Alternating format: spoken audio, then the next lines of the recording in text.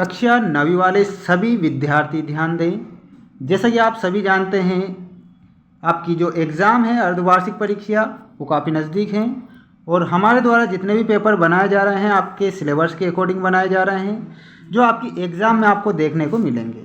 जैसा कि हमने जो आपकी त्रैमासिक एग्ज़ाम है उसमें भी जो पेपर बताए थे, जो त्रैमासिक एग्ज़ाम में हमने पेपर बताए थे वो आपको 99% देखने को मिले थे, ये बात आपको पता है, ठीक है।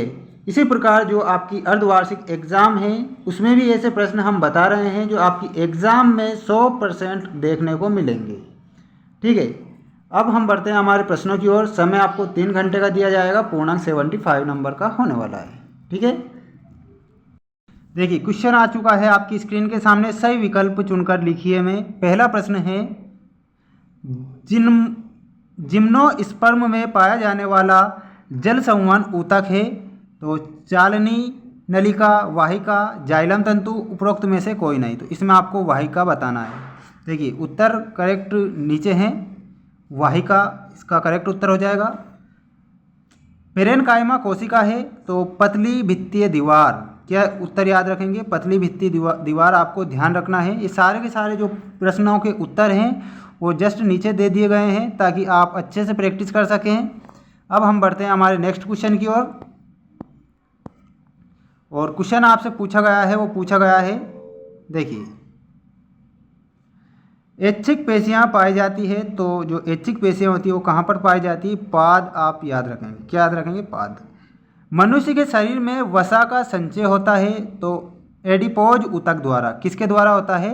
एडिपोज ऊतक के द्वारा होता है। मनुष्य के शरीर में वसा का संचय किसके द्वारा होता है? तो एडिपोज ऊतक आप ध्यान रखेंगे। किस ऊतक में मृत कोशिकाएं पाई जाती? काफ़ी महत्वपूर्ण प्रश्न है। किस ऊतक में मृत कोशिकाएं पाई जाती है? तो स्क्लेरेनकाइमा आप याद रखेंगे। रक्त एक है, क्या है? तरल संयोजी ऊतक है। रक्त क्या होता है? तरल संयोजी ऊतक, ठीक है। जाइलम फाइबर का कार्य क्या होता है? काफ़ी महत्वपूर्ण प्रश्न है जो आपके एग्जाम में पूछा जाएगा। जाइलम फाइबर का कार्य आपको बताना है सहारा देना। जाइलम फाइबर का कार्य होता है वो सहारा देता है। दो अस्थियां आपस में जुड़ी होती है तो स्नायु के द्वारा, किसके द्वारा जुड़ी होती है? दो अस्थियां आपस में जुड़ी होती है स्नायु द्वारा। किसके द्वारा जुड़ी होती है? स्नायु। नेक्स्ट है,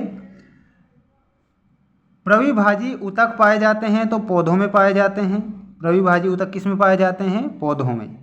उपास्थि नहीं पाई जाती है तो वृक्क में नहीं पाई जाती है, और बाकी नाक में पाई जाती है, कान में पाई जाती है, कंठ में भी पाई जाती है उपास्थि, बल्कि वृक्क में नहीं पाई जाती है। वृक्क का कार्य क्या होता है?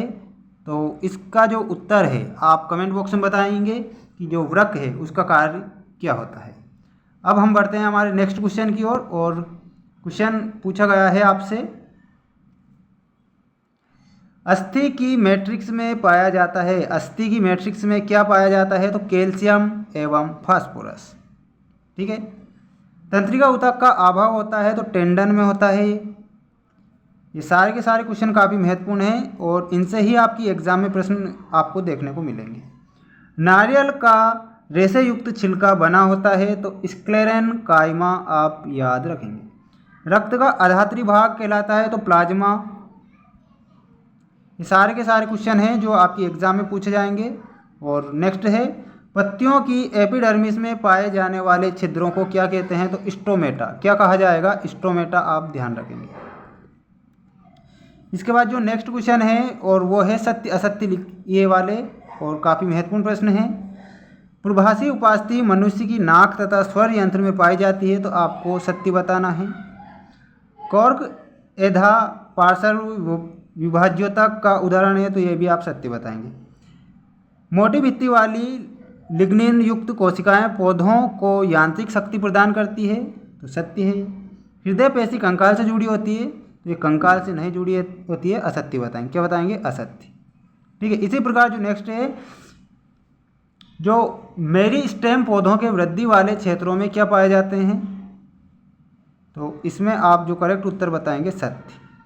रक्त एवं प्लाज्मा संवहनीय संयोजक ऊतक है, सत्य बताएंगे। हृदय पेशियां ऐच्छिक होती है तो आपको ये अनैच्छिक पेशियां होती है हृदय पेशियां, तो ये असत्य हो जाएगा।